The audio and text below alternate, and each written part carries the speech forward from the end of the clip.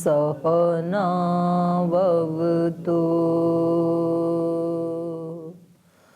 सहनौ भुनक्तु सह वीर्यं करवावहै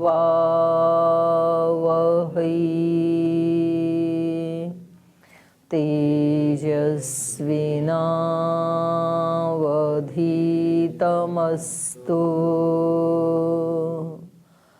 मा विद्विषावहै। ॐ शान्ति शान्ति शान्ति।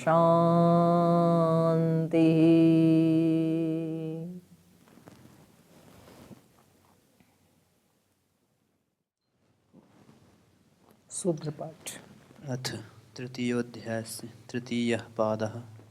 सर्ववेदान्त प्रत्ययं चोदनाद्य विशेषात् भेदान्येति चेन्नैकस्यामपि स्वाध्यायस्य तथात्वेन हि समाचाराधिकाराच्च सवच्च तन्नियमः दर्शयति च उपसंहारे अर्थाभेदाद् विधिशेषवत् समाने च अन्यथात्वं शब्दादिति चेन्ना विशेषात् न वा प्रकरणभेदात् परोवरीयस्त्वादिवत् संजातश्चेत् तदुक्तमस्ति तु तदपि व्याप्तेश्च समञ्जसं सर्वाभेदादन्यत्रेमे आनन्दादयः प्रधानस्य। इसको ना ठीक कर लेना, ये सामंजसम है नौ में, व्याप्ति से सामंजसम।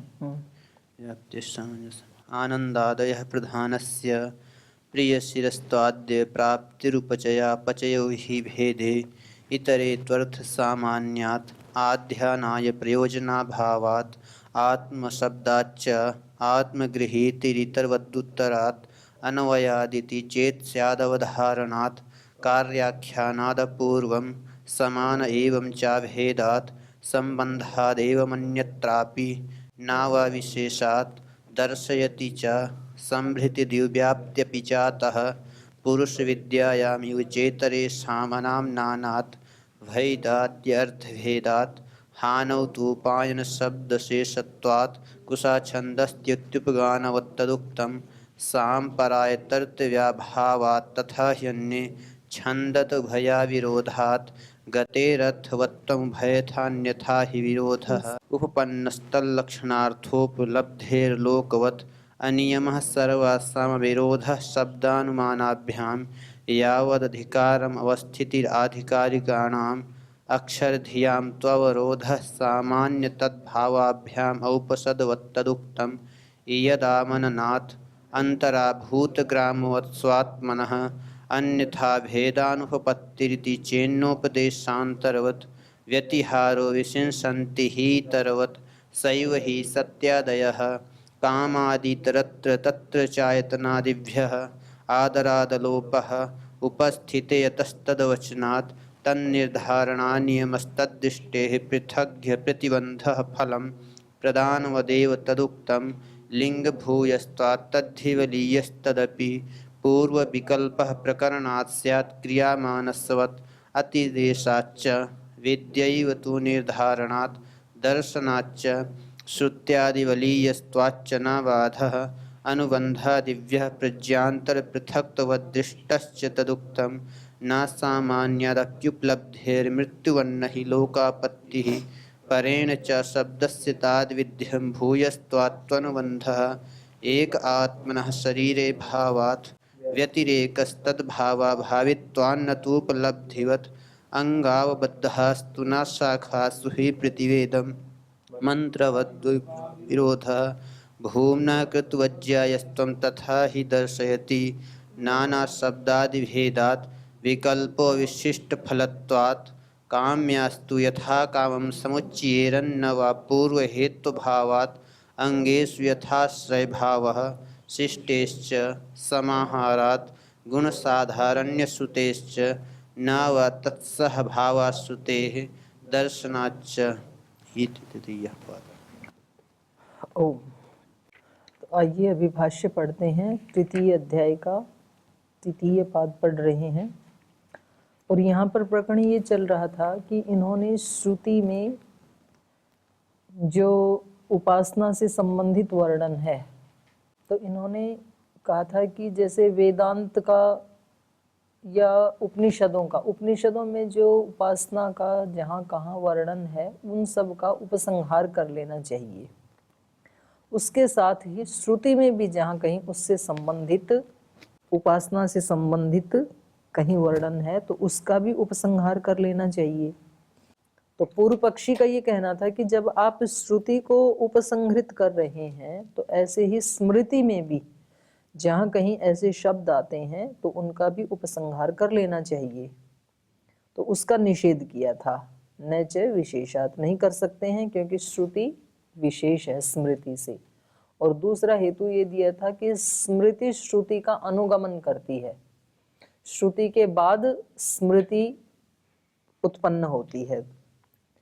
तो भी इन्होंने दो शब्द ऐसे कहे थे, संभृति और द्युव्याप्ति। तो कहा था कि इनका तो उपसंहार कर लेना चाहिए क्योंकि ये दोनों शब्द जो हैं ये उपासना से ही, ब्रह्म विद्या से ही संबंधित हैं। माने दूसरी जगह किसी अन्य प्रमाणों में इन दोनों शब्दों का उपसंहार नहीं किया गया है, तो इनका तो कर ही लेना चाहिए। तो यदि इन दो का करते हैं तो फिर इन्होंने 2-3 ऋचाएं बताई कि फिर तो इनका भी कर लेना चाहिए। अग्ने त्वचम यातु धानस्य भिंदी तम प्रत्यंचम अर्चिसा विद्य, तो उनका आप उपसंहार कर दो, बींध डालो। जो दुष्ट लोग हैं, जो चोर हैं, उचक्के हैं, उनको भी आप दंडित कर दो। ऐसे ऐसे जो वर्णन है उनका भी फिर उपसंहार कर लेना चाहिए।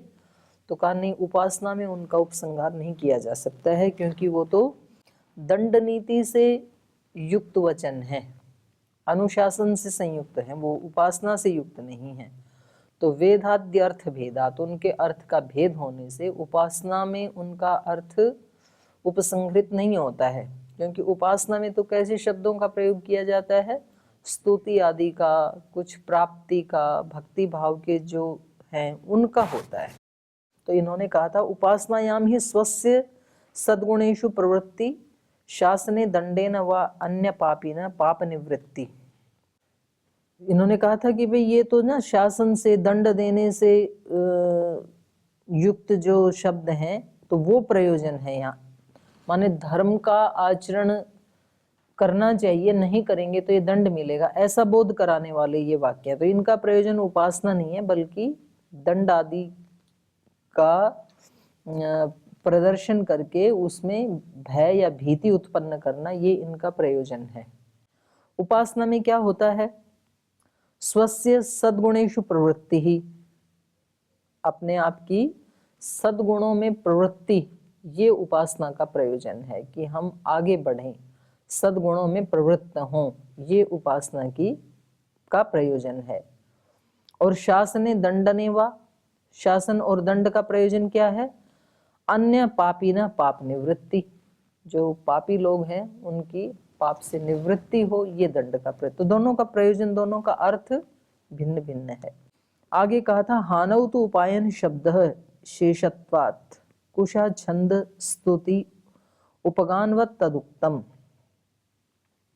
तो कहा हानौ तु, हानो माने हानि होने में, हानि मतलब अपने अवगुणों की, दुर्गुणों की जो हानि है वो तो उपायन शब्द शेषत्वात्, उपायन मतलब प्राप्ति, प्राप्ति जो है ना सद्गुणों की प्राप्ति, जैसे ऊपर बताया था, तो सद्गुणों की प्राप्ति और दुर्गुणों की समाप्ति, ये दोनों उपासना का विषय होता है। विश्वानि देव सवितर दुरितानि परासुव यद भद्रम तन्नः आस्व, दोनों ही होते हैं। लेकिन इन दोनों में भी मुख्य क्या है,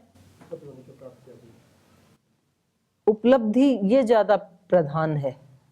यद भद्रम तन्न आसुव, मुख्यता किसकी है, जो भद्र है उसकी प्राप्ति होने की।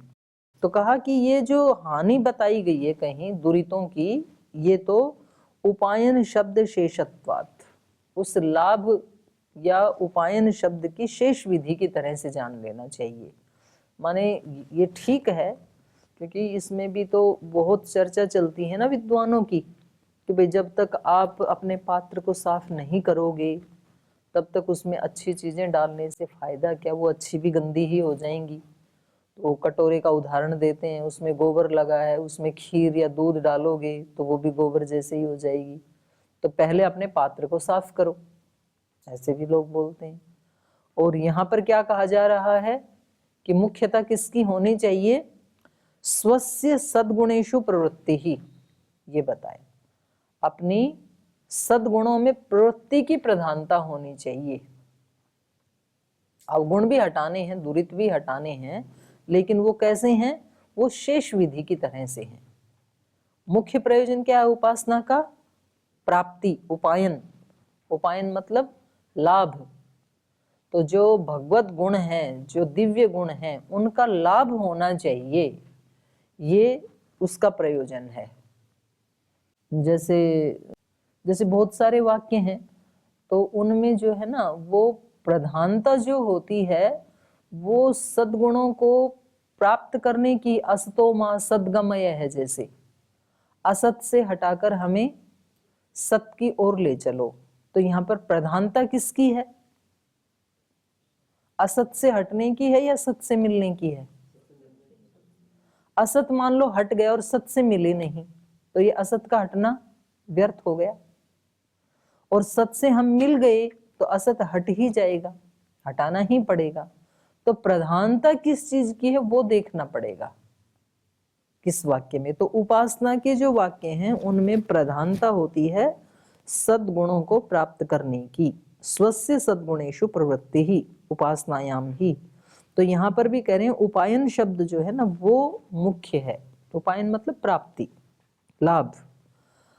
हानौ तु शेषत्वात् कुशा छंद स्तुति उपगानवत तद उक्तम। तो ये 4 तरीके बताए हैं, तो ये हम पढ़ रहे थे। तो चलो इसको एक एक को पढ़ते हैं। तू शब्देन प्रकृतस्य नकारस्य निवृत्ति ही।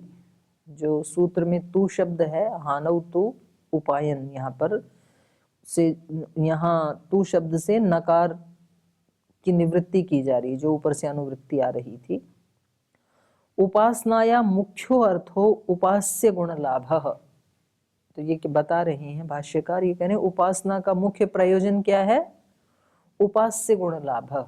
जो उपास्य है, जो ब्रह्म है, उसके गुण हमारे अंदर आने चाहिए, ये मुख्य प्रयोजन है। अवगुण हानि गौण अर्थ। अवगुणों की जो हान है, जो हानि है, निवृत्ति है, वो भी जरूरी है, लेकिन वो गौण है। न मुख्यार्थ तथापि क्वचित श्रुतौ हानि अवगुण हानि एवं पठ्यते। तो कह रहे हैं ये जो अवगुणों की हानि है, ये जो गौण अर्थ है, न मुख्य अर्थ है, ये मुख्य अर्थ नहीं है। तथापि फिर भी क्वचित श्रुतौ, कहीं कहीं श्रुति में, हानि अवगुण हानि एवं पठ्यते, कहीं कहीं अवगुणों की हानि भी पढ़ी गई है, लेकिन जहाँ पढ़ी है वहां पर भी मुख्य प्रयोजन तो लाभ प्राप्ति का ही है। जैसे ये उदाहरण दे रहे हैं, अश्व इव रोमाणी विधूय पापम चंद्र इव राहो मुखात प्रमुच्य। जैसे घोड़ा अपने रोमाणी विधूय, रोमों को, अपने बाल को झाड़ देता है, ऐसे पाप मेरे से झड़ जाएं। तो वो कैसे झाड़ देता है, बड़ी आसानी से झाड़ देता है। पहले उसमें लोट-पोट करता है मिट्टी में और खड़ा होकर के एक बार ऐसे झड़का देता है, तो कोई ज्यादा पुरुषार्थ नहीं करना पड़ा। तो ऐसे मेरे पाप झड़ जाएं, ऐसी यहाँ पर प्रार्थना की गई है।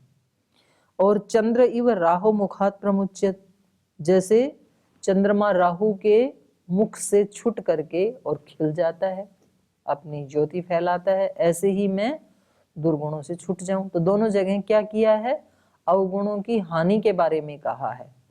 लेकिन अवगुणों की हानि कैसे हो जाए, आसानी से हो जाए, क्योंकि जैसे छाया हटती है चंद्रमा के ऊपर से पृथ्वी की, तो वैसे ही चंद्रमा अपने, तो चंद्रमा को कुछ करना थोड़ी पड़ता है, वो चलते चलते गति करते करते, जैसे छाया आई थी, घूमते घूमते वो छाया हट गई, तो उसको कुछ नहीं करना पड़ा।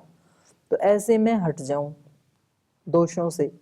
धूत्वा शरीरम अकृतम कृतात्मा। अकृतम कृतात्मा माने बहुत कम पुरुषार्थ से इनको झाड़ करके, दोषों को हटा करके, और मैं क्या बन जाऊं, कृतात्मा, कृतकृत्य हो जाऊं। ब्रह्मलोकम अभिसंभवामि, और ब्रह्मलोक में उत्पन्न हो जाऊं। तो यहाँ पर मुख्य प्रयोजन क्या है? ब्रह्मलोक की प्राप्ति, ये मुख्य प्रयोजन है। और दोष हटना ये कैसे है? जैसे घोड़े ने अपने धूल को झाड़ दिया, तो ये गौण अर्थ है और मुख्य अर्थ है ब्रह्म प्राप्ति। अत्र हानि श्रुतौ यद्यपि उपासनाया मुख्यार्थ अर्थ भेदो अस्ति। यहाँ पर जो हानि सुनी गई है इस श्रुति में, यद्यपि ये उपासना का जो मुख्य अर्थ है उस मुख्य अर्थात भेदो अस्ति, मुख्य अर्थ से ये भिन्न है, मुख्य अर्थ नहीं है ये।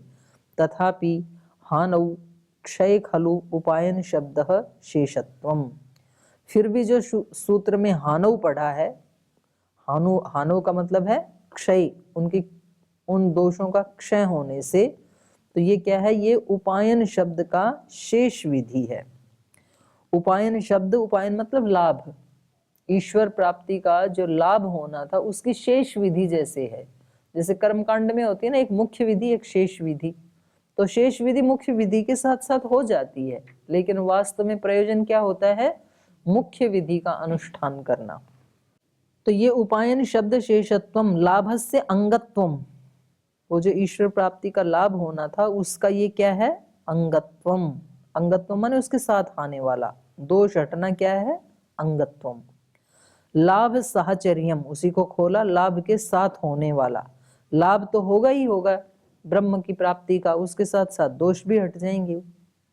लाभ सानिध्यम, उस लाभ के साथ साथ रहने वाला है।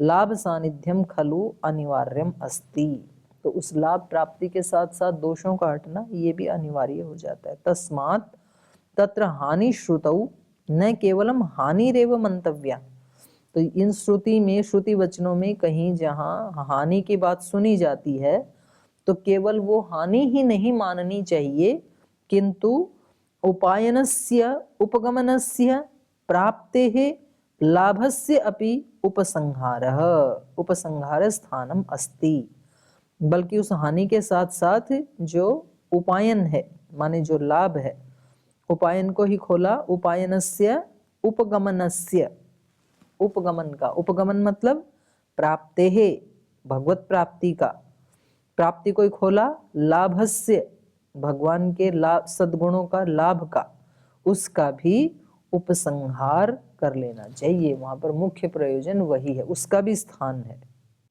गुण लाभस्य अवगुण हान पूर्वकत्वात्, तो ये मुख्य बात ये है, गुणों का जो लाभ है वो कैसा है? अवगुण हान पूर्वकत्वात्, अवगुणों की हानि पूर्वक गुणों का या सद्गुणों का लाभ होना, ये उपासना का मुख्य प्रयोजन है। हम उपासना करते हैं रोजाना, ना तो भगवान के सद्गुणों की प्राप्ति हो रही है और ना तो अवगुण की हानि हो रही है, तो इसका मतलब उपासना शुद्ध नहीं हो रही है। शुद्ध उपासना का मतलब क्या है? दिव्य गुणों की प्राप्ति होनी चाहिए और उसके साथ साथ कुछ अवगुणों की हानि भी होनी चाहिए, और यदि दोनों ही नहीं हो रहे हैं तो इसका मतलब उपासना नहीं हो रही है।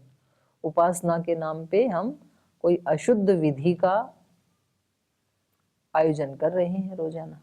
तो ये हमें समझा रहे हैं कि उपासना का मतलब क्या है। गुण लाभस्य अवगुण हान पूर्वकत्वात्, परमात्मा प्राप्ति का या भगवत प्राप्ति का लाभ, और वो कैसा होना चाहिए? अवगुण हान पूर्वकत्वात्, अवगुणों की हानि पूर्वक। और लाभ होता है तो हानि अपने आप भी होती ही है।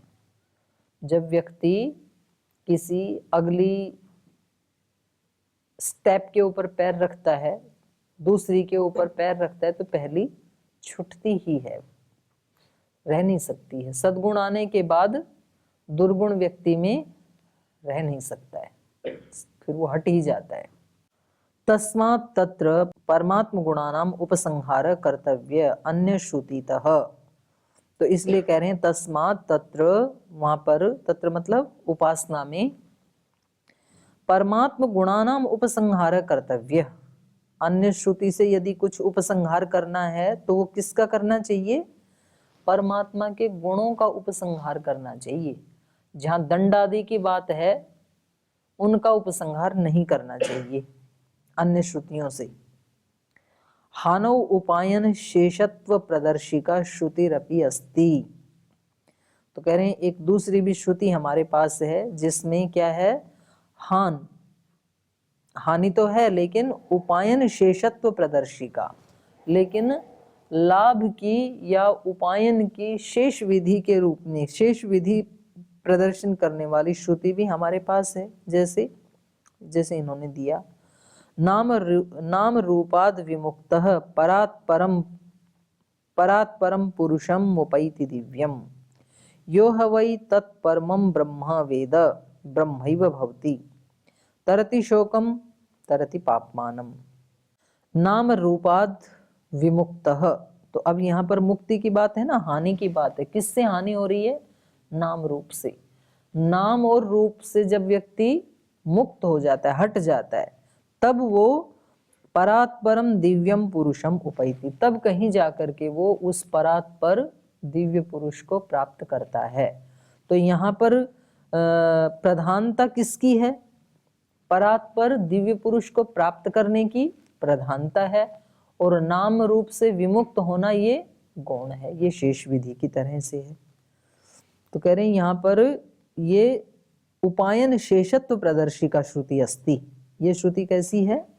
उपायन शेषत्व प्रदर्शिका।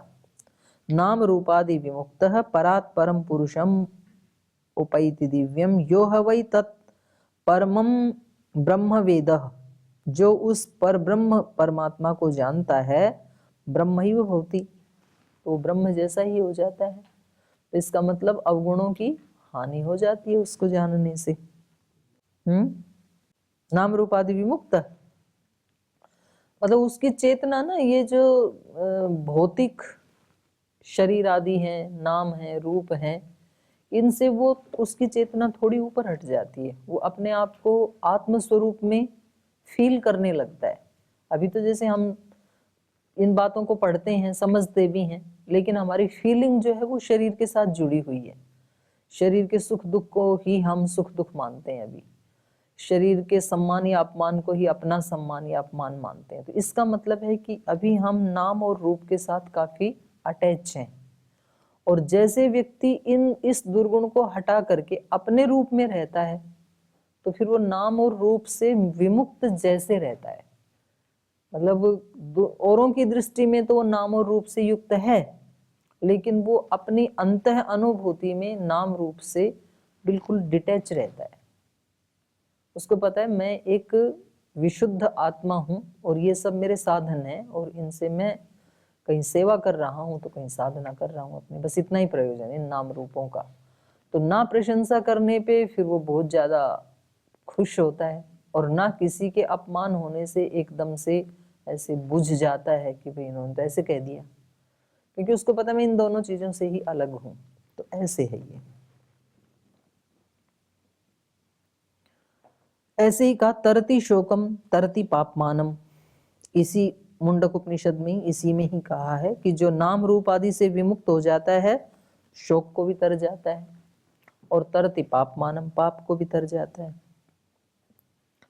ऐसे ही अगली श्रुति में कहा, यदा सर्वे प्रमुच्यन्ते कामा यस्य हृदि श्रिताः मर्त्यो अमृतो भवति अत्र ब्रह्म समश्नुते। यदा सर्वे कामा, ये अस्य हृदय श्रिताः, जो इसके हृदय में स्थित जो कामनाएं हैं तरह तरह की, वो सारी कामनाएं यदा प्रमुच्यन्ते, जब हट जाती हैं, कोई कामना नहीं है व्यक्ति के हृदय में, तो फिर ये मर्त्य अमृतो भवति, तब ये जो मरण धर्मा है ये क्या हो जाता है? अमर हो जाता है। जब सारी कामनाएं इसकी नष्ट हो गई, कोई कामना नहीं बची है, तो ये जो मरण धर्मा मर्त्य है ये अमर हो जाता है। तो मर्त्य कौन है? मर्त्य तो शरीर है। तो शरीर के साथ जब तक लगा हुआ है, तब जब तक कामनाएं हैं, कामनाएं नहीं है तो शरीर से डिटैच हो जाता है, तो फिर वो अपने अमर स्वरूप में ही आ जाता है। मर्त्य अमृतो भवति यत्र ब्रह्म समश्नुते। और यहाँ पर वो अत्र ब्रह्म स्मश्नुते, जब कामनाओं से ऊपर उठ जाता है तो ब्रह्म को प्राप्त कर लेता है। तो यहाँ प्राप्ति किसकी हो रही है? ब्रह्म की। हानि किसकी हो रही है? कामनाओं की। हृदय में स्थित जो कामनाएं हैं उनकी तो हानि हो रही है, लेकिन मुख्य प्रयोजन क्या है यहाँ पर? ब्रह्म प्राप्ति का। तो ब्रह्म स्मश्नुते। अत्र परमात्मन उपगमनम, तो कह रहे हैं यहाँ परमात्मा का उपगमन। ये 4 चीजें बताई थी ना, जो छंद, स्तुति, उपगानवत। तो ये छंद के बारे में वर्णन चल रहा है। छंद मतलब मंत्र, श्रुति। अत्र परमात्मन उपगमनम, तो इन श्रुतियों में, इन छंदों में परमात्मा का तो उपगमन, उपगमन को ही कहा लाभ, परमात्मा का लाभ यहाँ पर दिखाया जा रहा है। हानेन, हान के द्वारा, जब हान होगा कामनाओं का या नाम रूप का हान होगा तो ब्रह्म का लाभ होगा, ये दिखाया जा रहा है। तो हानेन, हान के द्वारा, हान को ही खोला, संसार त्यागेन, संसार के त्याग से, और शोक दुख त्यागेन, शोक और दुख के त्याग से, उसी को ही खोल दिया, वासना त्यागेन, वासना का त्याग करने से। तो इन सब का हान होने से, इन सब का त्याग करने से, इन सब के त्याग के साथ सह उपगमनम लाभो प्रदर्श्यते, इन सब के साथ उस ब्रह्म के लाभ का या ब्रह्म के दर्शन का यहाँ पर वर्णन किया गया है। एवं उपासनाया लाभो न हानम अंतरेण संभवति इति, तो कह रहे हैं इस प्रकार ये जो उपासना का लाभ है वो दुर्गुणों के हानि के बिना संभव नहीं है, ये दिखाया गया इन ऋचाओं में। तो हानि भी साथ जुड़ी हुई है, लेकिन तो भी प्रयोजन उपासना का है ब्रह्म प्राप्ति मुख्य रूप से।